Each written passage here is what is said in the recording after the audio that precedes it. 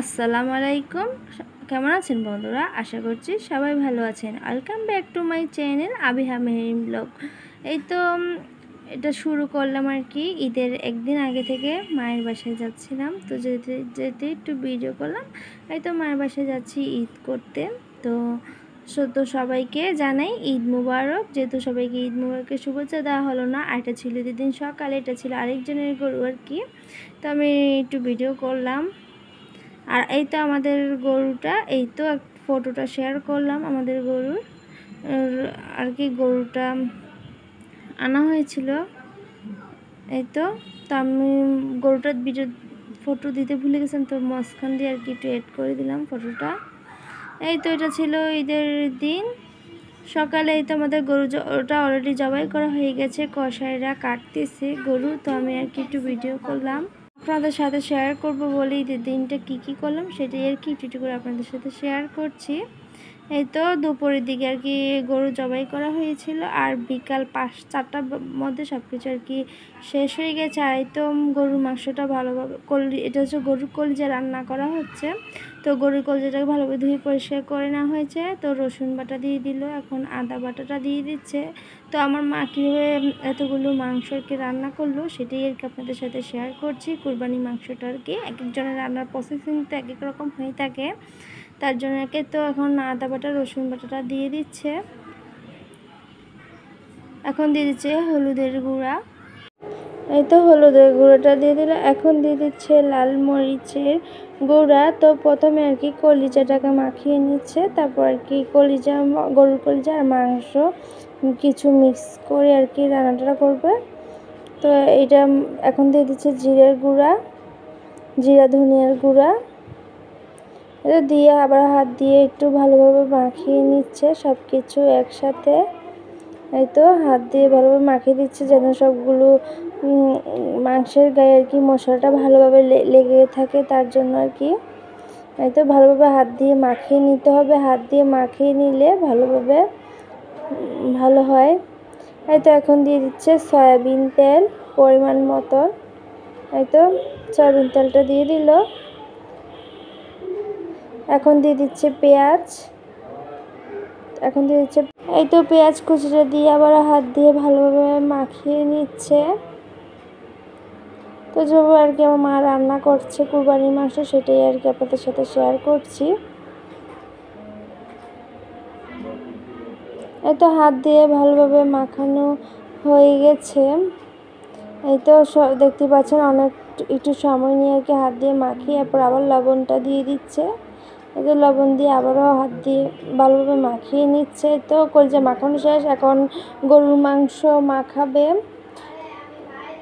এই তো গরুর মাংসটাতে রসুন বাটা দিয়ে দিচ্ছে, এই তো রসুন বাটা দিয়ে দিচ্ছে। এখন দিয়ে দিবে আদা বাটা, এই তো এখন আদা বাটা দিয়ে দিচ্ছে। তো গরুর কলজা মাখানো আর কি আপনাদের সাথে দেখালাম। গরুর কলজার মাংস মিলিয়ে মিক্স আর কি রান্না করবে, তো সেটা মাখিয়ে নিচ্ছে প্রথমে। এখন মাংস আলাদা করে যে মাংসটা রেখেছে সেটা এখন মাখিয়ে নিচ্ছে, তো হলুদ দিয়ে দিচ্ছে।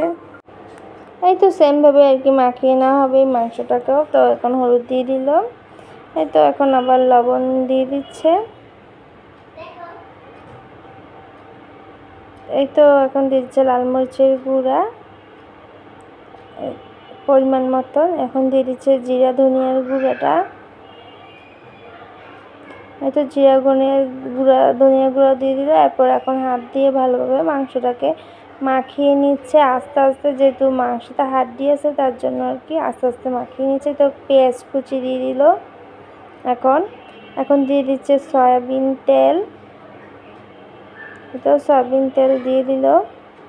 সয়াবিন তেল দিয়ে যেহেতু মাংসটা হাড্ডি আছে, হাতে লেগে কেটে যেতে পারে হাতটা, তার জন্য আর কি কাঠি দিয়ে এখন নেড়ে নিচ্ছে ভালোভাবে।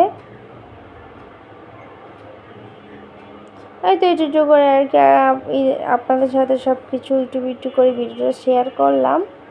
তো কার ঈদ কেমন কাটলো জানাবেন। আলহামদুলিল্লাহ আমার ঈদটা খুবই ভালো কেটেছে। এই তো ভালোভাবে নেড়ে চেড়ে নেওয়া হচ্ছে। এখন চুলায় বসিয়ে দেওয়া হবে। তো দুইটা পাতিল আর কি এখন চুলায় বসিয়ে দেওয়া হলো, দুই পাশে দুই চুলায়। আর বসিয়ে ঢাকা দিয়ে কিছুক্ষণ রেখেছিল। কিছুক্ষণ পরে আর কি দারচিনি, এলাচ, তেজপাতা, লবঙ্গ দিয়ে দিল, গোলমরিচ। আর তো এটা তো সেম দিয়ে দেওয়া হচ্ছে, দিয়ে এখন নেড়ে চেড়ে দেওয়া হবে। এই তো এখন নেড়ে চেড়ে দিচ্ছে। তো এই তো মাংসতে আর কোনো এক্সট্রা পানি দেওয়া লাগে না। মাংস যে মশলাগুলো দিয়ে মাখায়, সেই মশলা থেকে মাংস থেকে একটা পানি উঠে, সেই পানিটা দিয়ে কিন্তু রান্নাটা হয়ে যায় কুরবানির যে মাংসটা। এখানে আর কোনো এক্সট্রা পানি দিতে হয় না। যদি দেখা যায় একদম মাংসটা লেগে লেগে যাচ্ছে, তখন আর কি একটু পানি দেওয়া হয়, এই আর কি।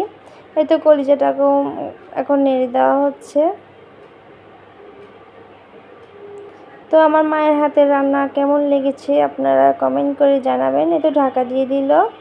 এই তো রাত্রে আর কি এভাবে কিছুক্ষণ পর নেড়ে চেড়ে আর কি মাংসটাকে রান্না করে নেওয়া হয়েছে। এই তো মাংস তো চুলা আর কি অফ করে দেওয়া হয়েছে। আর এটা হচ্ছে সকালের দিকে মাংসটাকে গরম করার জন্য বসানো হয়েছে, আর ওপাশে রুটি বানানো হচ্ছে। তো সকালে আর কি গরুর মাংস দিয়ে রুটি খাওয়া হবে। তো মাংস ভিডিওটা আর দেখাতে পারলাম না আর কি। একটু কিছুক্ষণ পর মাংসটা নেড়ে দেওয়া হয়েছিল আর ভালোভাবে সিদ্ধ করিয়ে নেওয়া হয়েছিল। আর রাত্রে যেহেতু বিকালে দেরি হয়েছিল, বিকেলে এসেছিলো, সব কিছু প্রসেসিং করে নিতে রাত হয়ে গেছিলো। তো রাতে একটু মাংসটা একটু শক্ত ছিল, তো সকালে আবার বসে জাল করে নেওয়া হচ্ছে, ভালো মতন জাল করে নরম করে নেওয়া হচ্ছে আর কি। আর এই তো রুটি দিয়ে এখন সবাই মিলে মাংস খাবো। এই তো এখন একটা প্লেটে কলিজা নেওয়া হচ্ছে, আর রুটি দিয়ে খাওয়ার কিন্তু মজাই আলাদা। এই তো আমরা সবাই মিলে খেতে বসে গেছি। এই তো মাংস রান্নাটাও বেশ দেখতে যেমন সুন্দর হয়েছে, খেতেও তেমন মজার হয়েছে। এই তো এদিক দিয়ে আমার মেয়েও খেতে বসেছে, সেও মাংস দিয়ে রুটি খাচ্ছে। তো তাকে আর কি অল্প করে দেওয়া হচ্ছে, সে যেহেতু ছোটো মানুষ। এই তো আমরা সবাই মিলে খেয়ে নিচ্ছি। আর মাংসের কালারটাও বেশ সুন্দর হয়েছে, আর মাংসটাও বেশ নরম নরম হয়েছে। কুরবানির মাংস দেখা যায় রান্না করলে আলাদা একটা মজা, আল্লাহর নেয়ামত থাকে মাংসতে। আর কুরবানির মাংসের স্বাদটাই থাকে একটু আলাদা সব অন্যদিন মাংসের চাইতে। মাংস রান্নাটাও নরম নরম বেশ সফট হয়েছে, দেখতেই পাচ্ছেন হাতে সহজে ছেড়ে নিয়ে নেওয়া হচ্ছে।